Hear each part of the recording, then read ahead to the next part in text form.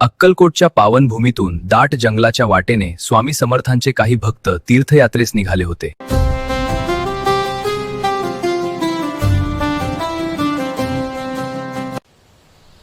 रस्ता ओसाड होता, चारही बाजूंनी भीतीदायक शांतता.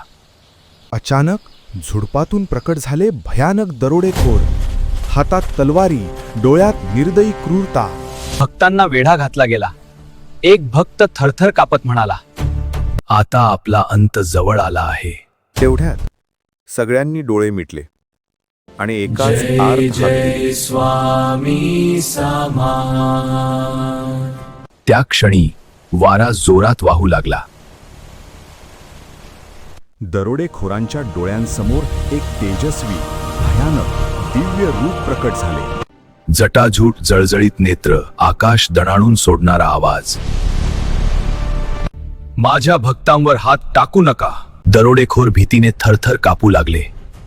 अदृश्य शक्तींनी जणू त्यांना झखडले.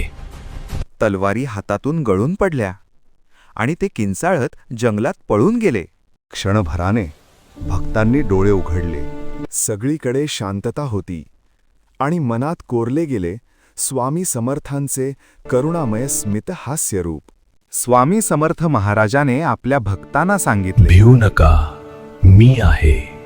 त्या दिवशी भक्तांना उमगले, जिथे खरी भक्ती असते तिथे स्वामी समर्थ स्वतः रक्षणासाठी उभे राहतात.